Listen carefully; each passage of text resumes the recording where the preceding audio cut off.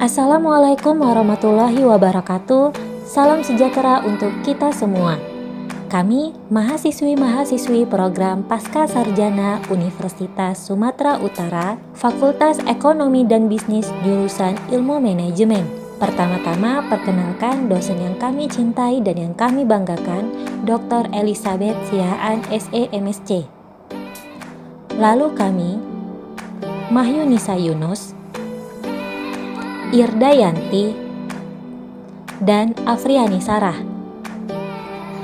Di sini kami akan membahas mengenai kepemimpinan di masa pandemi COVID-19.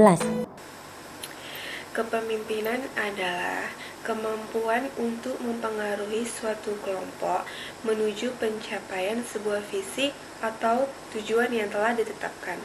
Kepemimpinan yang efektif ditandai dengan kecerdasan emosional, di mana pemimpin memiliki kemampuan untuk memahami, mengidentifikasi, dan berhasil mengolah emosi dalam diri dan juga orang lain.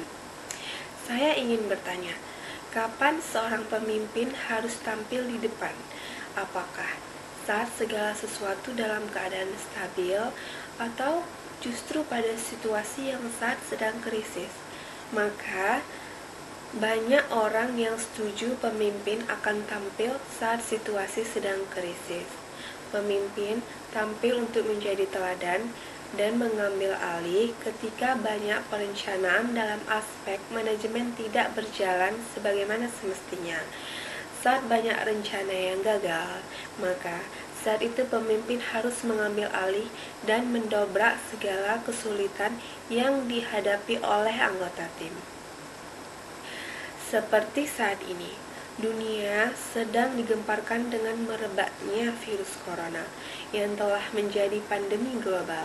Efek dari pandemi ini pun berdampak pada beraneka ragam dimensi, dimulai dari perekonomian, kesehatan, kemudian industri, pendidikan, juga keamanan, otonomi daerah, teknologi, sosial dan budaya, serta pariwisata.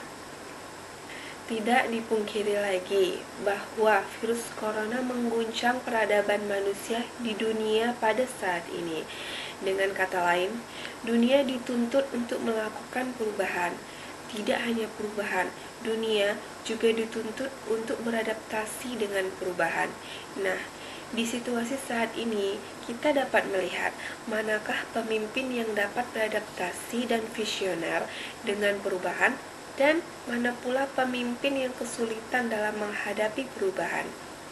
Pastinya, seorang pemimpin harus diminta kebijakannya dan langkah apa saja yang dilakukan dengan mempertimbangkan segala aspek yang ada ketika sedang menghadapi polemik. Pada situasi saat ini, dibutuhkan peran pemimpin dalam melakukan manajemen krisis.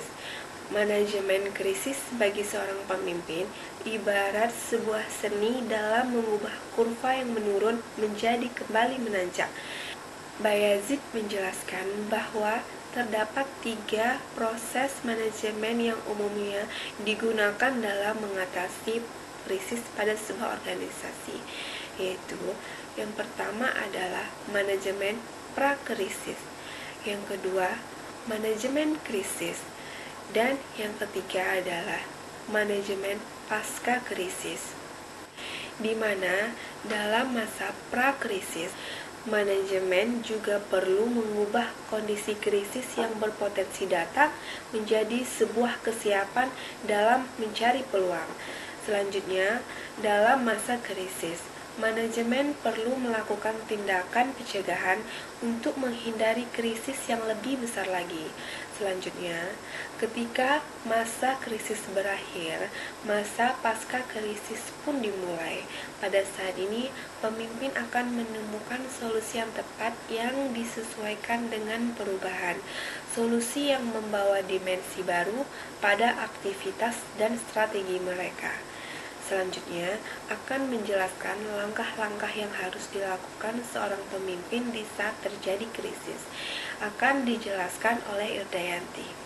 Setiap organisasi pasti akan mengalami perubahan.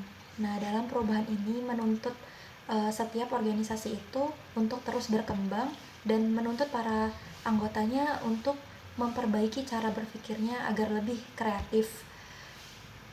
Mental dari anggota organisasi pada saat masa krisis itu akan cenderung mengalami penyesuaian.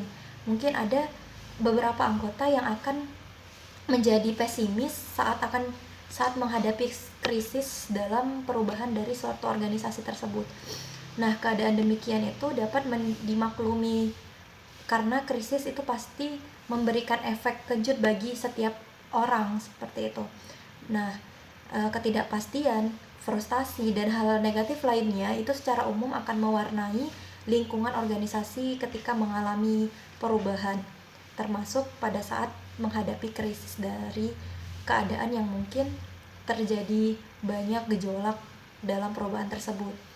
Maka dari itu, seorang pemimpin butuh melakukan hal-hal yang bisa mengatasi krisis ataupun hal apa saja yang bisa ia kerjakan dalam menjalani perubahan dari suatu organisasi tersebut.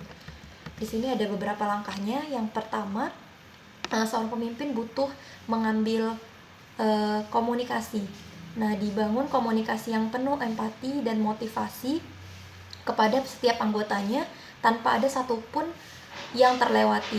Penting bagi seorang pemimpin itu untuk memberikan pesan-pesan kepada anggotanya untuk menenangkan demi menjaga stabilitas mental dari setiap anggota organisasi tersebut. Ketegaran yang ditunjukkan oleh pemimpin itu adalah representasi tangguhnya organisasi sekaligus pemicu semangat untuk setiap anggota dari organisasi tersebut. Nah, yang kedua itu adalah pemimpin butuh membangun nuansa yang menjadikan setiap anggota terus berkembang. Situasi krisis merupakan waktu yang tepat untuk seluruh anggota organisasi itu belajar secara holistik melihat fenomena yang dialami oleh organisasi dan penerima manfaatnya. Nah, yang ketiga itu adalah menjalin kemitraan dengan mitra terkait. Tujuannya adalah untuk menyelesaikan krisis. Jadi, menyelesaikan krisisnya secara bersama-sama. Pemimpin harus memaksimalkan potensi dari yang dia miliki untuk memaksimalkan koneksi-koneksi kemitraan yang dimiliki selama ini, sehingga dapat meringankan resiko yang ditanggung dari organisasi tersebut.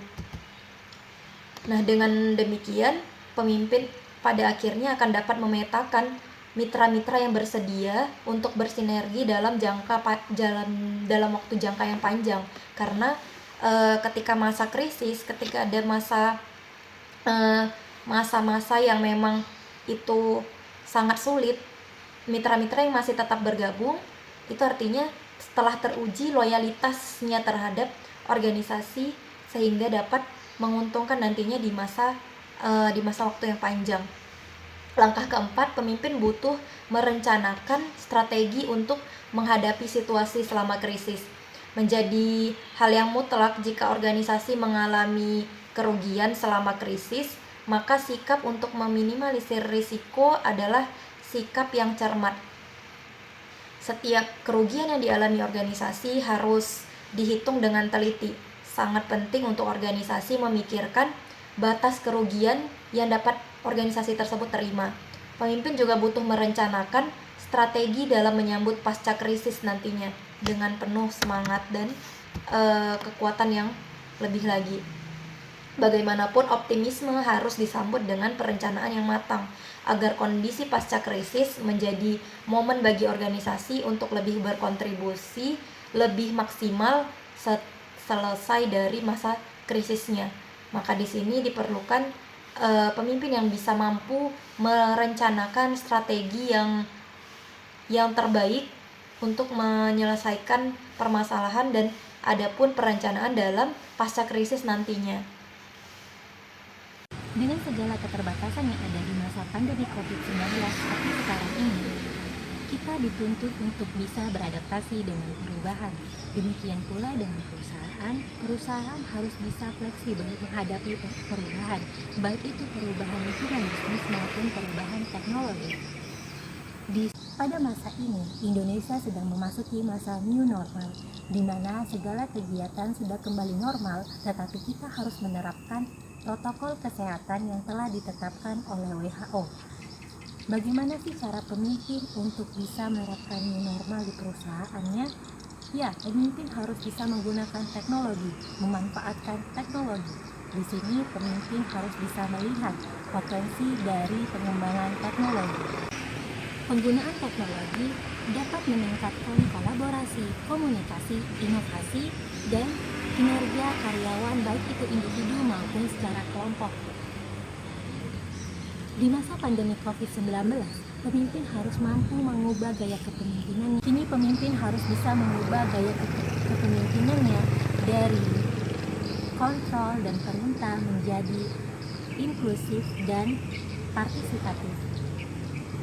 Dengan demikian, pemimpin dapat bisa meningkatkan kinerja dari karyawannya sehingga perusahaan bisa berjalan dengan lebih baik. Nah, pemimpin juga harus tahu dengan penggunaan teknologi ada juga risiko yang harus ditanggung, yaitu berkurangnya penggunaan tenaga kerja karena telah digantikan oleh teknologi. Sekian penjelasan dari kami, semoga bermanfaat bagi kita semua. Lebih dan kurang kami mohon maaf. Assalamualaikum warahmatullahi wabarakatuh.